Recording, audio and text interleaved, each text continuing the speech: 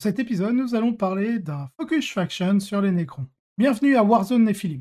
Il n'y a jamais eu de bouleversement aussi important au cours d'une édition de 40K, et en juin, Games Workshop a sorti un nouveau pack de missions avec de tout nouveaux objectifs secondaires, a changé la façon dont les points de commandement fonctionnent dans les jeux, a publié de nouveaux points entièrement numériques pour la toute première fois, et a publié une nouvelle grille de données d'équilibre, la balance data slate, changeant radicalement les niveaux de puissance de certaines armées. Tout changement important s'accompagne d'une nouvelle série d'articles de Faction Focus, et nous faisons la même chose pour Nephilim que pour Nashmoon. Cet article, Wings, qui est redevenu Overlord Wings, va parler des Nécrons, en expliquant comment la faction a changé, ce que cela signifie pour le jeu, comment ils vont s'en sortir dans la nouvelle méta, et propose une liste avec quelques idées pour les jouer. Dans les changements notables, pour résumer, des baisses de points massives, les Nécrons ont obtenu des baisses de points décentes sur de nombreux éléments qui n'ont pas diminué lors du dernier tour, et des baisses assez massives sur des pièces maîtresses comme l'Ectan.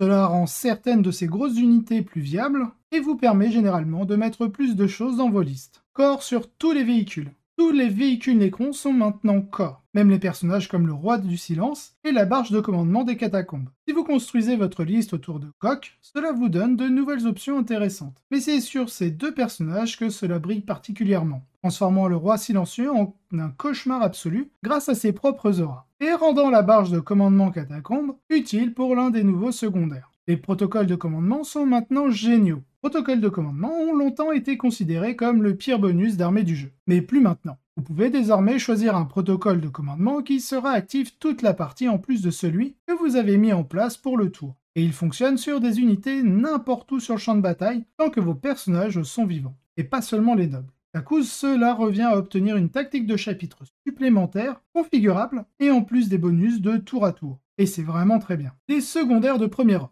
Les Nécrons bénéficient de certains des meilleurs secondaires du jeu, qui leur permet de marquer des points de manière très agressive. Sans surprise, étant donné que tous les points ci-dessus sont positifs, Nephilim représente un boost exceptionnel pour les Nécrons, et les premiers résultats semblent suggérer que cette fois-ci, les améliorations ont suffi à en faire une force avec laquelle il faut compter. Le Roi Silencieux est en partie responsable de cette évolution, étant clairement en lice pour être la meilleure unité du jeu, mais un éventail beaucoup plus large de leur roster est maintenant sérieusement viable. Les véhicules parce qu'ils peuvent recevoir des buffs, y compris celui du Roi Silencieux, et d'autres comme les destroyers ophidiens parce que les secondaires récompensent la mobilité, et votre protocole de commandement permanent peut consolider ce qui les retenait dans le passé. Vous pouvez également utiliser ces améliorations pour les choses que les Nécrons faisaient déjà. Les grands guerriers avec des buffs de soutien représentent toujours un ralentisseur que certaines armées peuvent sérieusement combattre. Et leur plus grand prédateur, Hail of Doom en Craftworld, a été réduit d'un cran. Les expansionnistes éternels restent l'une des meilleures combinaisons de traits de faction que Games Workshop ait jamais imprimé. Et Novok n'est pas en reste non plus, et la combinaison de meilleures unités et d'un excellent plan secondaire se combine bien avec elle. Enfin, les destructeurs Scorpec font partie des tueurs de mêlée les plus méchants qui soient, et vous pouvez en intégrer beaucoup dans vos listes si vous le souhaitez. C'est le moment idéal pour rassembler une légion de squelettes robots meurtriers. Utilisation des nouveaux protocoles de commandement. La plupart du temps, il y a 3 options de protocoles de commande que vous êtes susceptible de choisir comme option pour toute la durée du jeu. Hungry Void, plus 1 en force au premier round de combat, tout le temps, et si vous êtes Novok, les PA supplémentaires occasionnelles sont plus pertinentes que vous ne le pensez dans le metagame de l'armure du mépris. Tempête soudaine, Sudden Storm, un mouvement de plus 1 pouce tout le temps est aussi très bon, et pour celui-ci, le fait que vous puissiez choisir quel mode est activé à chaque tour peut aussi avoir de l'importance. Si vos guerriers Nécrons se reposent sur un objectif et que vous avez besoin d'une action de leur part, passez en action et tir pour le tour. Le tyran conquérant, augmenter la taille de l'aura du Roi du Silence est extrêmement bon, permettant à vos unités de mêlée de s'éloigner de lui sans perdre leur relance. C'est aussi un autre cas où le fait de pouvoir l'échanger pour un seul tour est puissant. Avoir soudainement une armée entière qui se replie et tire, quand vous en avez besoin, est une astuce utile à laquelle il faut avoir accès. Aucun des autres n'offre la puissance constante nécessaire pour les utiliser tout le temps. Mais avoir ces 3-là à disposition d'une partie à l'autre est extrêmement fort. En tant que Novok, j'ai utilisé par défaut Hungry Void.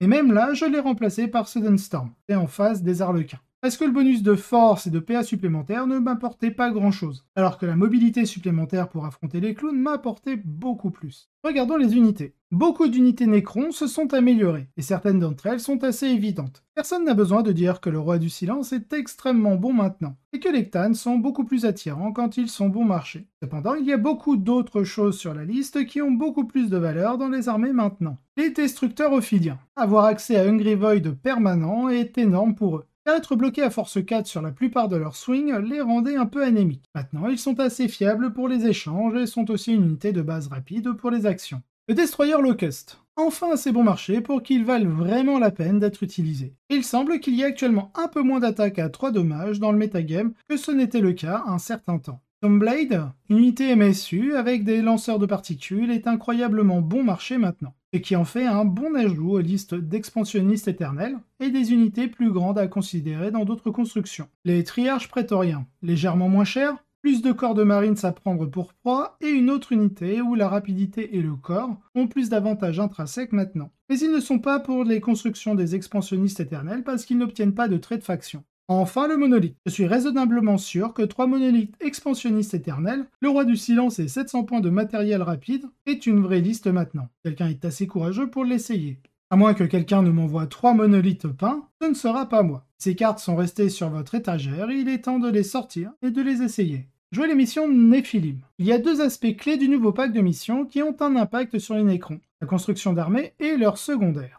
La construction d'armées est le seul domaine où les nouvelles sont mitigées car malgré un petit changement de points pour les immortels, construire les détachements que vous voulez peut toujours être un défi pour l'armée. Vous avez tendance à vouloir beaucoup d'emplacements d'attaque rapide ou d'élite, ou les deux, mais obtenir l'un ou l'autre a un prix. Un Outrider mange vos 3 points de commandement, tandis qu'obtenir des élites peut signifier construire un bataillon, ce qui n'est toujours pas fantastique pour l'armée. Le Roi du Silence peut bien sûr combler ses lacunes de manière considérable, car il apporte beaucoup de points de commandement de bonus avec lui, et vous ne vous souciez plus vraiment de son trait de seigneur de guerre. Mais si vous ne l'utilisez pas, vos options sont un peu réduites. Heureusement, la plupart des traits de seigneur de guerre Nécron sont assez mauvais, il n'y a qu'une seule relique absolument indispensable, le voile des ténèbres, ce qui vous permet de vous en sortir en cas de besoin. Mais lorsque le roi est sur le banc de touche, il y aura certainement des compromis à faire. Passons maintenant au secondaire, où les nouvelles sont plutôt bonnes. Vous en avez 4 répartis dans toutes les catégories, sauf Warpcraft. Et la plupart du temps, vous voudrez choisir 3 des factions. Treasures of Aeons. Maintenant que les adversaires ne peuvent pas choisir un objectif dans leur zone de déploiement, la plupart du temps, c'est tout simplement un meilleur Stronghold. Car dans toutes les situations où vous auriez pu marquer, vous êtes presque sûr d'obtenir 3 ou 5 sur celui-ci. Et vous pouvez obtenir des 2 dans des situations où Stronghold aurait manqué.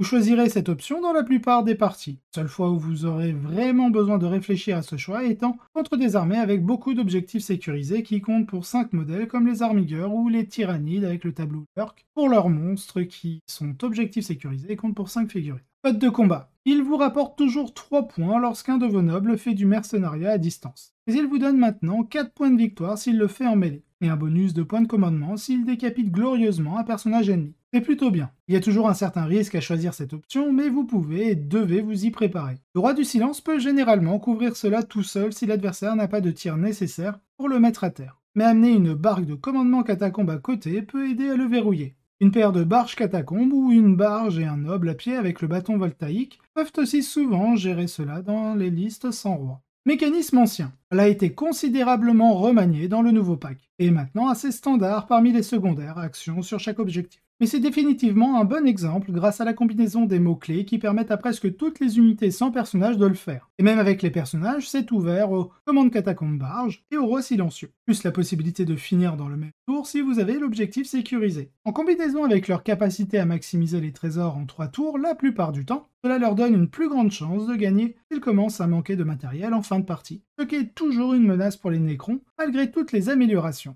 Cette existence secondaire signifie également qu'il y a une valeur intrinsèque plus élevée pour les unités rapides comme les Destroyers Ophidiens et les Prétoriens Triarques, qui n'auraient pas été joués auparavant. Vous les voulez à la fois pour vous permettre de garantir le démarrage en dehors de votre zone au premier tour, et pour les courses de fin de partie, pour terminer les choses. Purge the Vermin. Le dernier secondaire ici est également très fort. Elle vous le récompense essentiellement pour avoir joué comme les armées Nécrons le font souvent de toute façon, c'est-à-dire en envoyant des unités de sondage dans la partie du plateau de l'adversaire tout en tuant brutalement tout ce qui s'approche trop près. Il a un plancher assez élevé parce que vous êtes très susceptible de marquer au moins 2 points de victoire à moins que vous ne vous fassiez marteler. Et dans les parties où vous choisissez cette option, l'adversaire doit choisir entre céder un 12 points de victoire facile ou déformer son plan de jeu pour prendre des risques qu'il n'a pas vraiment envie de prendre. Tout cela fait que les armées Necron doivent être capables de maximiser leur seule chance d'obtenir des scores élevés. Inclure suffisamment d'unités rapides pour pouvoir accumuler rapidement des points sur les trésors et les machines. Comme mentionné plus haut, vous êtes toujours vulnérable et la perte de vitesse est à l'abandon au tour 4 et 5.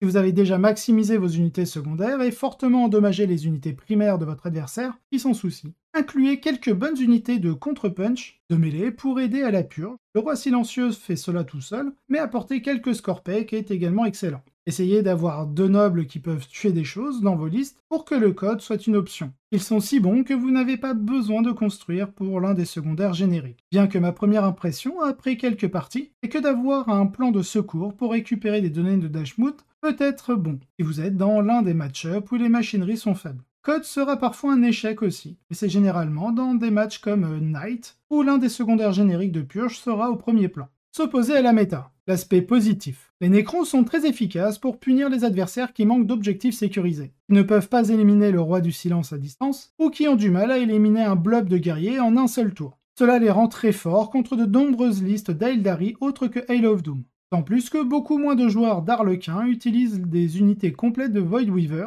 l'une des rares choses dans leur faction qui peut faire éclater une unité de Warrior. De nombreuses listes que vous construisez excelleront également dans les situations de bagarre. Le roi du silence, qui offre de nombreux jets de blessures en mêlée, permet aux armées qui comptent beaucoup de Wraiths et de Destroyers de contre-attaquer brutalement. Et Novok est également extrêmement vicieux en contre-attaque. Cela signifie que des armées comme les Orcs, de mêlée, et dans une moindre mesure les Bloody Rose, qui veulent venir à vous, peuvent aussi vous donner quelques avantages, bien que la composition exacte de la liste puisse changer cela. Les difficultés. Les Thousand Suns sont un match-up difficile pour de nombreuses listes Necrons, et sont facilement le meilleur contreur disponible. Le volume de dégâts psychiques qu'ils peuvent infliger contourne beaucoup de vos défenses, et vous avez peu d'options pour interagir avec. Les Terminators, avec de nombreux buffs empilés, évaporent un bloc de guerrier avec une extrême fiabilité. Et l'armure du mépris, empilée sur Hollis Dust, émousse pas mal de bonnes unités. Ça est également vrai pour les Chevaliers Gris. Mais le fait qu'ils envoient généralement des unités comme les Intercepteurs dans votre direction, et qu'ils veulent souvent utiliser leur caste pour le rituel de purification, signifie que vous avez plus d'angles pour interagir positivement avec eux. L'autre catégorie de match particulièrement difficile est celle où l'adversaire dispose à la fois d'objectifs sécurisés et de la possibilité de compter comme modèles multiples sur de nombreuses unités, car cela peut émousser un aspect clé du plan de jeu des expansionnistes éternels, et rendre plus difficile l'obtention de secondaires pour toutes les listes. Les chevaliers des deux types sont donc assez difficiles, surtout les chevaliers impériaux, car les armigueurs avec des bondsman peuvent se mesurer à vos gros destructeurs, et les tyrannies de l'Urk sont aussi un problème potentiel. Enfin, certains builds d'auto auront de bonnes armes pour vous mettre à mal. Mais la bonne nouvelle, c'est qu'il y a beaucoup moins de listes avec des bombes à flammes ou à éclats, qui était le plus gros problème des Necrons. Les listes. Nous allons inclure 2 listes pour les Necrons pour une raison simple. Vous devriez toujours inclure le roi du silence si vous voulez avoir le plus de chances de gagner. Mais il est cher et prend des heures à peindre, donc certains joueurs pourraient vouloir une option qui l'exclut. Heureusement, je fais partie des joueurs qui ont encore une pile honteuse de sous-ensembles partiellement peints sur leur bureau. Alors je me suis mis à Novok et j'ai quelques idées sur la façon de les faire fonctionner après un test sur le terrain à Bournemouth Brawl.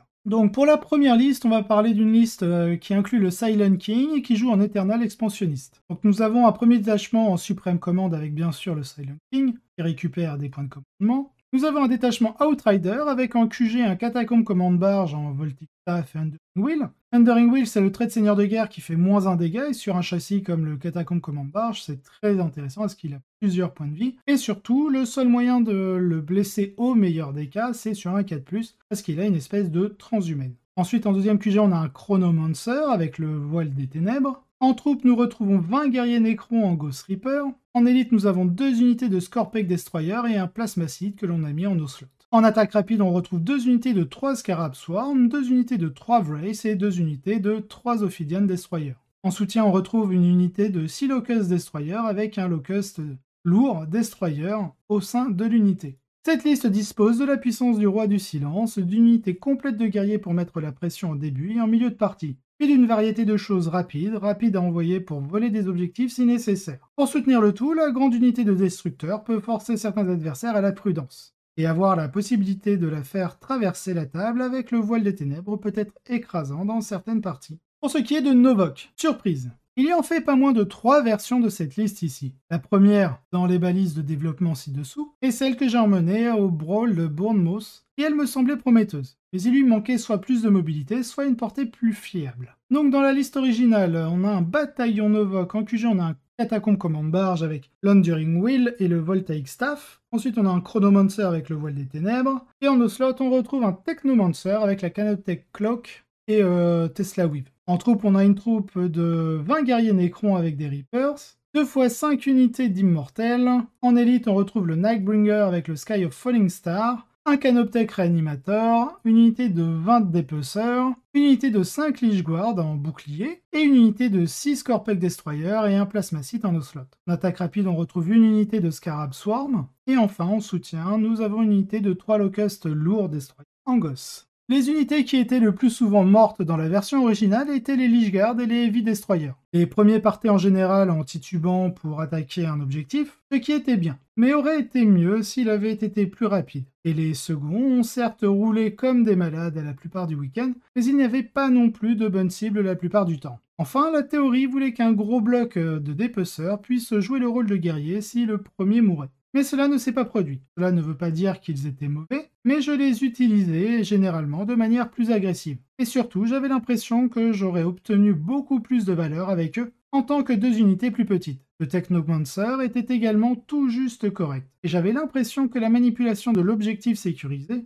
et les mortels supplémentaires d'un Psychomancer auraient été plus efficaces. Enfin, j'avais envie d'avoir accès à un plan de récupération des données de Nephilim dans certaines parties où l'un des secondaires de la faction était exceptionnellement faible, pour une raison quelconque. Cela m'a donné 2 nouvelles options entre lesquelles j'hésite pour mon prochain événement, le GT Factorum ou le DZTV de juillet, qui suivent 2 voies différentes pour résoudre ce problème. L'une d'entre elles réduit les destroyers afin d'augmenter la mêlée et de la rendre plus rapide, tandis que l'autre intègre la tombe Locust pour une plus grande portée de tir. Donc dans la version full mêlée, on a donc toujours un bataillon en Novok, on a une catacombe commande barge, Enduring Wheel et le Voltaic Staff, le Chronomancer qui n'a pas le voile des ténèbres, mais là c'est le Psychomancer en no-slot qui aura le voile des ténèbres. En troupe, on retrouve les 20 guerriers Necrons, les 2 x 5 immortels. En élite, le Ninebringer avec Sky of Falling Star, le Canoptech Reanimator. Cette fois-ci, on a 2 unités de 10 dépeceurs et non pas une de 20. Ensuite, on a une Canoptech Spider avec le Gloom Prism et une unité de 6 Corpec Destroyer avec un Plasmacite en no slot.